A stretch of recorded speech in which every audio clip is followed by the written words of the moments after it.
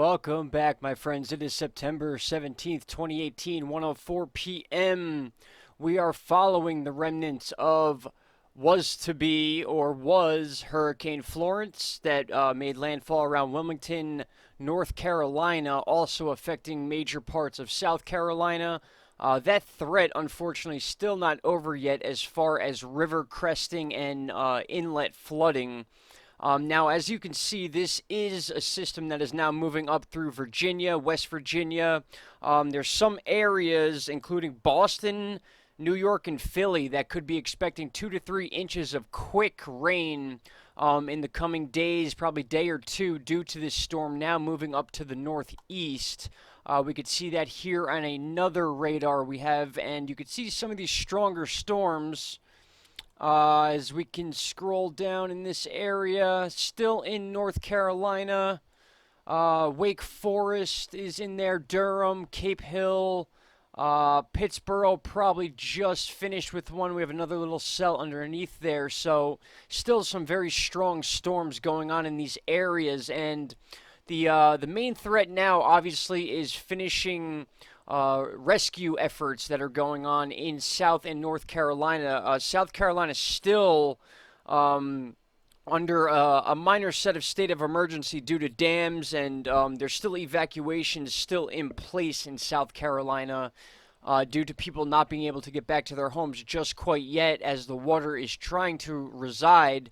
But then we have to deal with a situation as far as the rivers go, and that is always an issue. Now, really quick, just to get a quick look at where the next area to watch is, like I said, we have Roanoke, Virginia, Washington, D.C., and then in turn, we're going to be seeing Pennsylvania, New York, Boston. We got Connecticut in there, Rhode Island. They will be flash flood watches in these areas because of Florence. But then if you look down in this area near Myrtle Beach and the southeast, most southern east corner of North Carolina, still a little bit of risk down there. I know I'm hovering over the time thing here, but that is where the area is. And now they are actually in a little bit of a nervous mode, if you can say, about the dams. There's dams that are in danger. And that is the reason why we still have evacuations going on in South Carolina. It's almost imminent that one of these dams will fail. I got to get the name of this dam. I have not prepared that yet, unfortunately. I don't think I have, at least. Let me see in my tabs here. No, I do not. Okay, so I will follow up with that. Again, I'm sorry it's been a few days, guys. The timing of the landfall of this hurricane and me having to make up with work. I took off a few days early. I went in early and then left early just to cover the storm, and I ended up having to make up that time. So for those of you that were concerned about me being okay, I am very much okay. I really wish I was able to be here for you guys at landfall in this storm. It was an impossible situation at the time. I had one opportunity to try to upload a video from my phone, but again, work got in the way. I did not have a chance to put out info that would be worth watching. I don't like putting videos out unless I'm giving you guys legit detail. I'm not trying to do these 2 and 3 minute videos to collect views. I did get some comments of people, really upset of the fact that I wasn't able to post, and some of these people just don't understand that I have a full-time job that I am committed to, and I do this on the side. And as much as I would love to do this type of stuff 24/7, it's just sometimes impossible for me. And it just so happens that that time came right as landfall was happening. So all I can do is apologize for that, guys. I'm here for you all the time.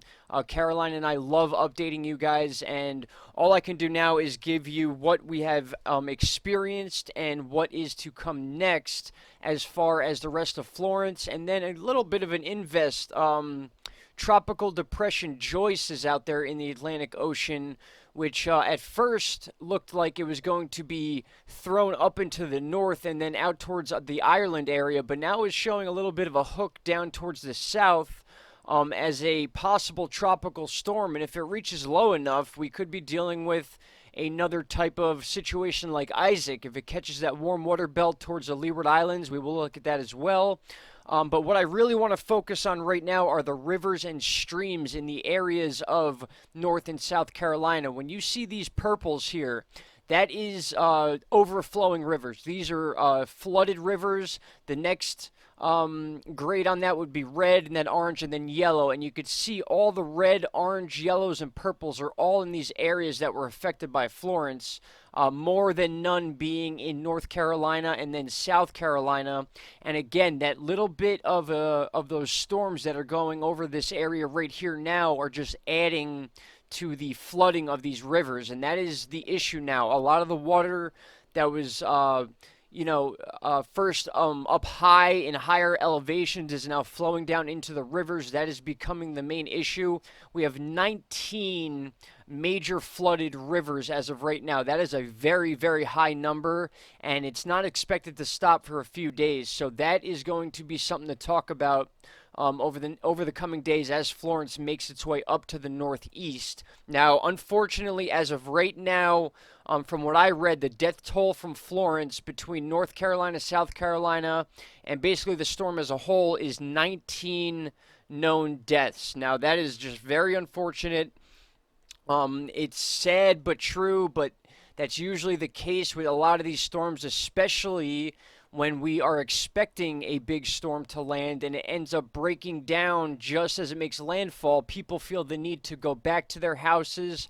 I am not saying that that is the reason that for these deaths. It could have been anything. It could have been just people that were far inland that felt that they were safe, or these rivers capsizing near people that live around these rivers.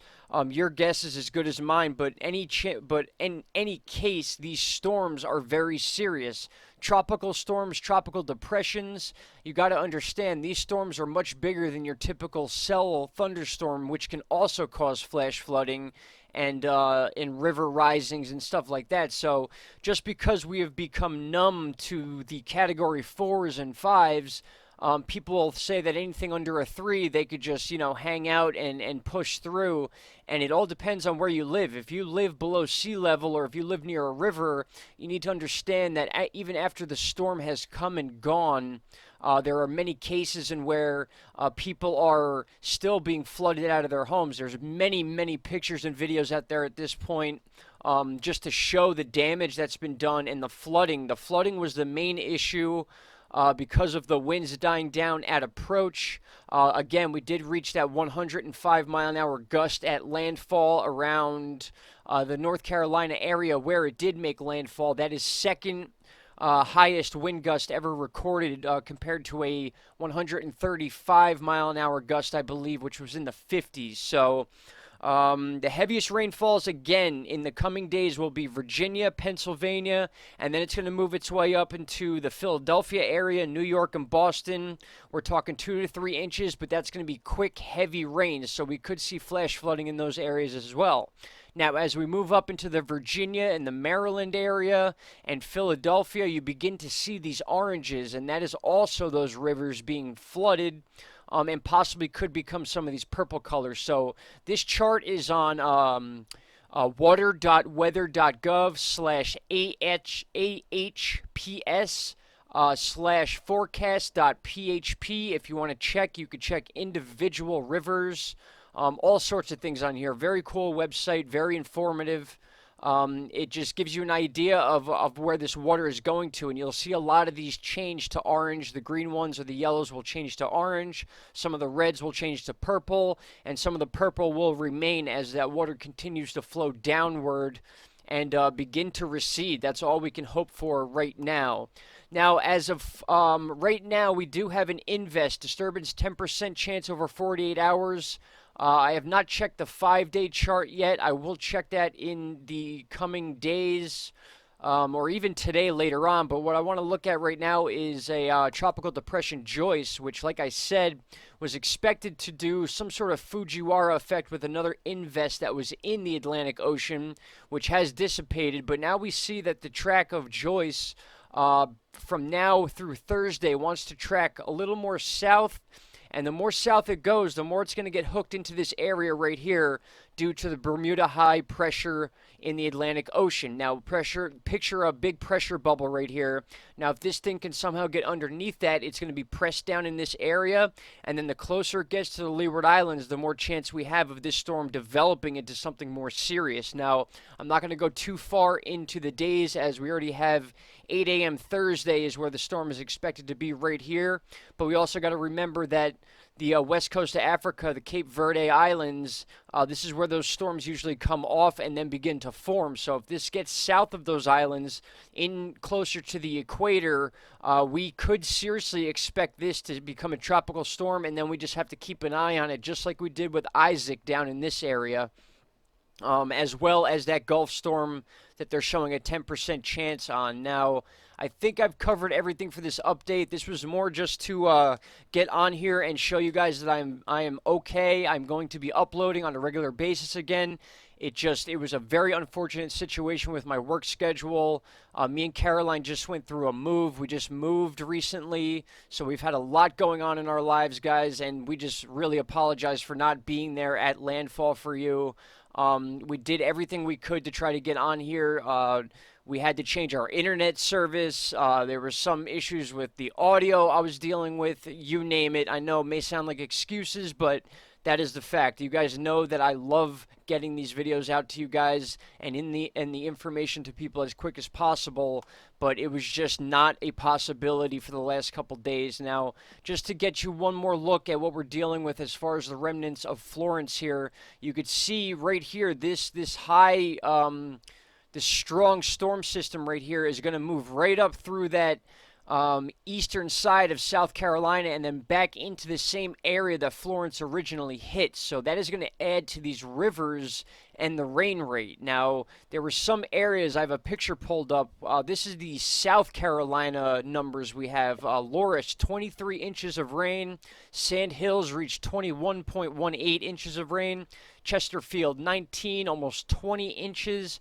Again, Marion almost hit 20 inches. We had just over 18 inches in Dillon, and then Myrtle Beach with a little bit less with 15.4, and I use less very lightly because 15 inches of rain is no joke at all. So, yeah, this storm did a number on a lot of areas of North Carolina and South Carolina. And then there were some interesting situations which I'm going to look into and actually make a video about how it almost seemed like this storm skipped over parts of North Carolina. There were parts that were flooded, and then 15, 20 miles away, they were getting little rainstorms. So it was a very interesting storm. Definitely broke down as it approached the coast. I had a lot of people giving me a hard time claiming that I said this was going to be a Category 4 or 5 storm.